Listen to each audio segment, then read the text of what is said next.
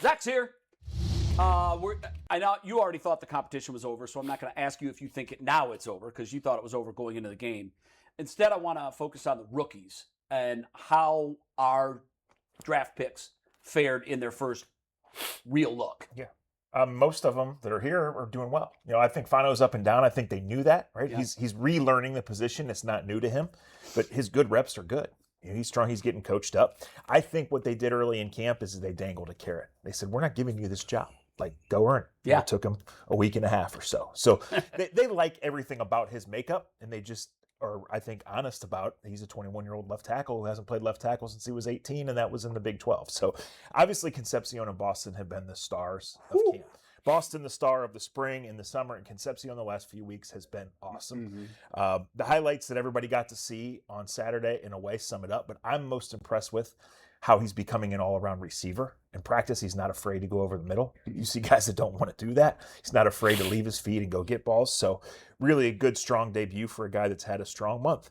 We didn't see a ton from McNeil-Warren, but in practice, his talent is obvious. Mm-hmm.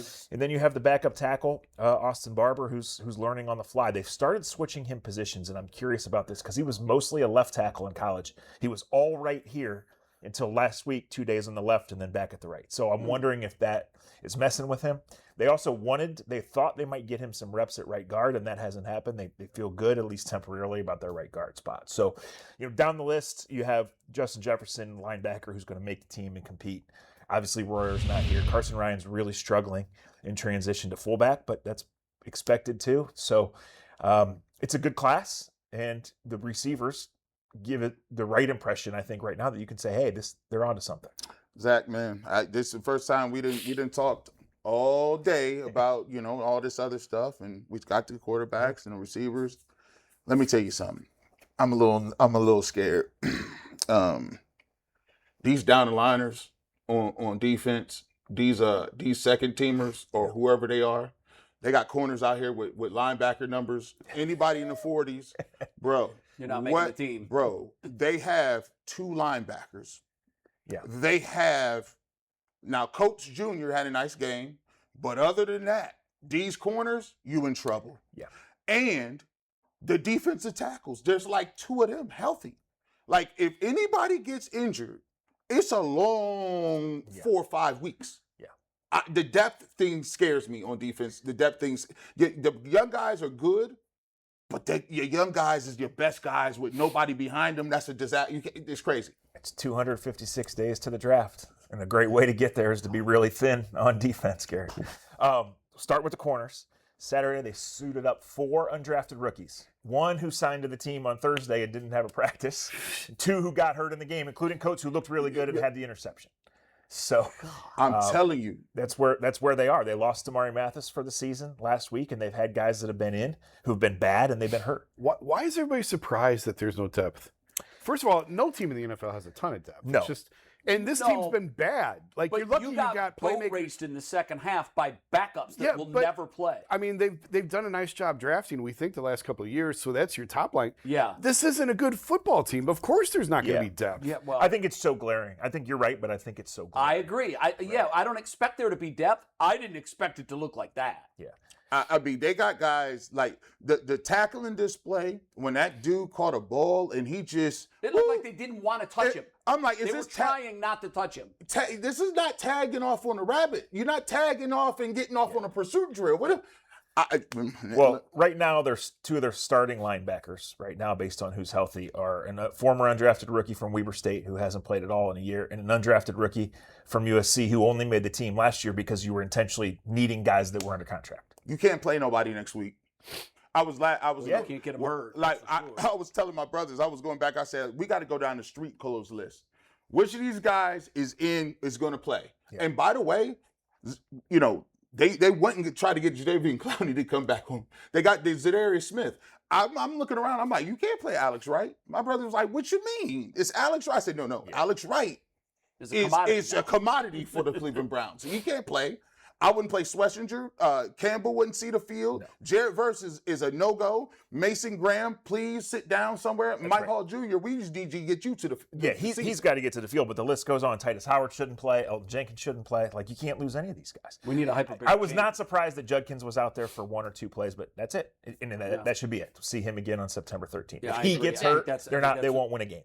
I Zach, we think spent that's fair. 20 minutes breaking down the quarterbacks. We'll talk more quarterbacks in a second, but we glossed over the fact that Casey Concepcion was arguably the best player on the field on Saturday He was. in 30 seconds. And we need to talk a little bit more about the way he just flashed, both as a returner, a receiver, and a runner of the football, taking the jet sweep and finding the end zone. You've been out there every day. You've seen it up close and personal more than any of us have. G, I know you've been out there a little bit. Jason, you've been out there a little bit as well.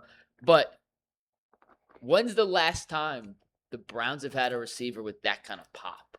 Is it really Josh Gordon? Like, is it that far back? Yeah, Casey Concepcion was in like 3rd grade the last time the Browns had a punt returner.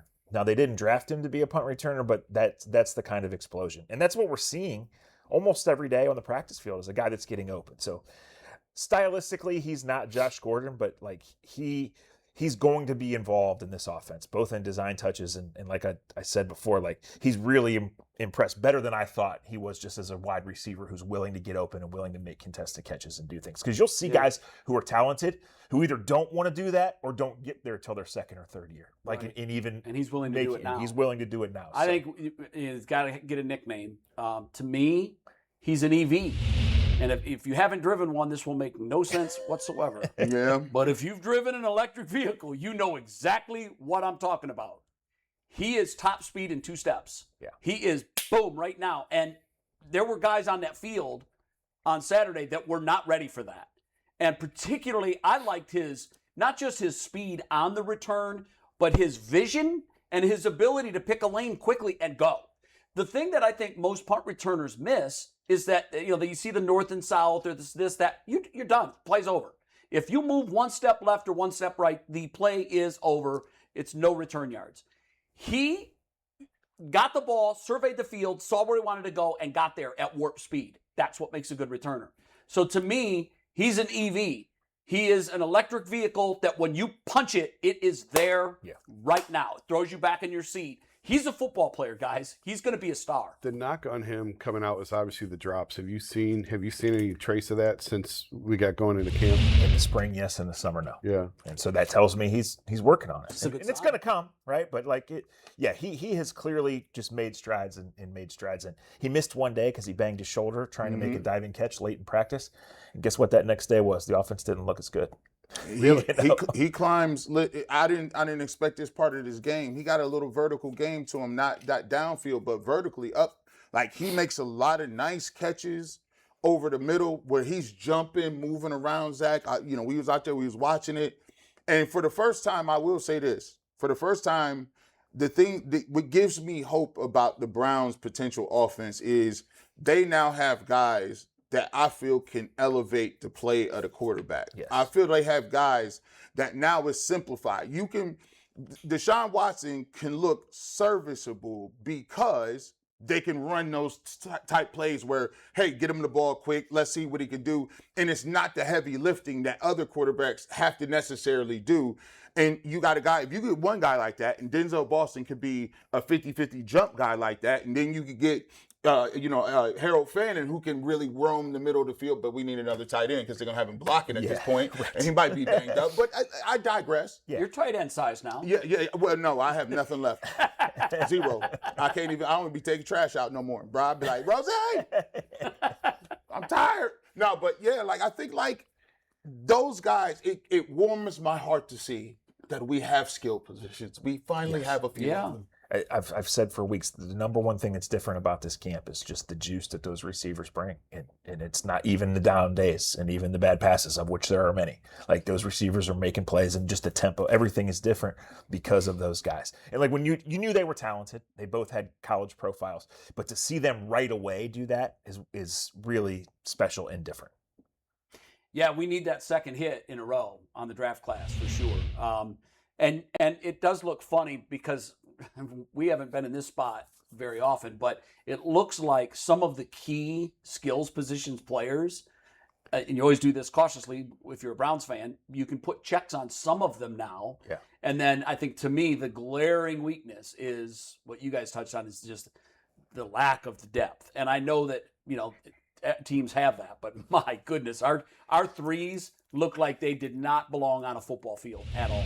Yeah, and some of them are fours really because there's so many injuries they're playing out. But yeah, this is a talent deficiency. It's becoming top heavy. I will say this: in 2 years, they've turned it from top heavy old guys to top heavy young guys. I would expect that when you get that big first cut, are they doing all the cuts at once? All the cuts happen at once. That's what I 2 thought. weeks from yesterday. So when we get to that date, I would expect the Browns would be very active picking up guys that have just been released. Well, certainly at tight end. Defensive tackle and corner based on now they have to be involved in that, right? Yeah. So that is where they're going to look, and they're going to look for young guys who are under contract. Last year they traded a future 7th rounder for Leviston. Is he ever going to be a starter? Well, you hope not, but can he be on your team for 2 more years and give you some reps? I mean, he played the most snaps of anybody on Saturday because he's moving from tackle to guard, and they want him to get out there and work. They said, we got you for nothing. We want you to be on the team. So that's what the subtle things of the preseason are for. We're just all caught in the the highlight being the rookie receivers and the low light being the reality of the quarterback situation. When we get to 53, how many will be first or second year players? Initially around low 20s. By November, probably 30. First or second year players. Should I be alarmed about this? I went back and watched, and the thing that really got me when I was looking at the All-22 is that they tried to run. They tried to run the ball. They're like, okay, let's get up here. Let's get to the line of scrimmage, snap it 2 times, one with Watson, one with Shedeur Sanders, and you get stonewalled in the backfield. And I'm like, are we going to be able to run the football the way we need to run the football in order to give yourself a chance? I still think so, G, because I think the offensive line needs time, and I think with Judkins in a real game plan, I think he wasn't showing anything. That said, my number one nitpick would be 3rd and a foot with Watson on the first drive and 4th and 1 with Sanders in the third quarter. Throw the ball. Let them make a play. This is a quarterback competition. Chicago was in that Who spot cares? and they threw the ball and they You didn't convert them either way. Let them make a play. Show it. Evaluate it right now. Yeah, I was surprised. I was surprised that they snuck Watson just because. I mean, we joked about that for years. That's not his thing. Nope. They use backup tight ends on quarterback And he sneaks picked it before up. they put Deshaun out there. Are they gonna? Is he gonna be the sneaker? He is. He is. But that's A guy who hasn't been healthy in 6 years. You now want him to be the. But that was jarring to see him do it in the first preseason game. Yeah, because G, you know this. What you're probably straining the most in that situation is your lower extremities and your Achilles. And he's had 2 repairs in the last 12 months, I remember, 16 months. So we had a conversation after his first year when the Browns were in full PR mode, chapter 1 of let's sell this guy, right? And they were selling that he can do this. He had the rust. Let's forget about it. But remember when he came back from the suspension, they were putting Jacoby Brissett in to run those sneaks. Yep. Kevin Stefanski said Deshaun doesn't sneak. And I remember thinking $230 million and he doesn't sneak. You better sneak. You better do everything for $230 million. Well, I was when at practice, I mean, they have straight up design runs for him. Yeah, They have straight up like, that's Todd's playbook. We read option in this thing, and I'm like, dang, y'all gonna do that? I was like, okay, maybe he is. That shows the disconnect, the disconnect from reality involved with all things playing Deshaun Watson. It really does to think it's going to work. The movie will not end well. The jet sweep that Concepcion scored on. Someone should ask him. Maybe he'll tell us. Maybe he won't. It looked like there was an option for Deshaun to keep it the way the blocking was. Oh, set up. yeah. There probably was. I mean, that's a play right out of Baltimore's playbook. That's what they ran last year. That's a Zay Flowers play. Yeah. You know? I think obviously he's not by any stretch of the imagination Lamar Jackson, but I think early on there was some reading between the lines where you thought, well, the reason Deshaun Watson is most likely to get this gig is because Todd Monken is playing a replacement game. Who can be my Lamar Jackson in this offense?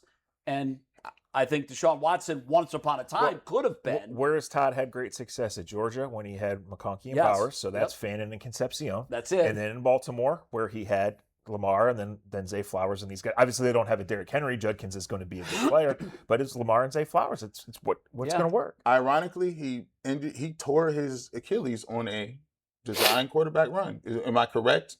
I don't remember. Was it? I don't remember that. I thought he was just leaving the pocket. It may have been for a run, but I thought he was just leaving the pocket. I got to go You back might and be look. right. I don't remember. I thought It was dropping back. Now, was it a draw? I don't know. McNuggets I think it was a quarter. It wasn't a sneak. I think it was a quarterback draw. Yeah, it I was a feel like it direct. was. It was like I'll look if it up I on the break, remember but I believe correctly. he took a drop. He planted his back foot. Yeah, and I think that's when it. Yeah. The second time, I think he did lifting groceries in the Oh man, here you go, Jay. Man, here you go. This is why this is All right, we gotta deal with this. This is gonna be crazy, man. Y'all cats. Hey, we got to let's make it entertaining, guys. It's gonna be a long year, right? Oh. Let's make it as tolerable as we can. That's what misery looks like for the next 8 months. Next Monday is going to be one of the most embarrassing moments in this franchise's history, and think about that. And it's only going to be surpassed by when he actually plays in Jacksonville.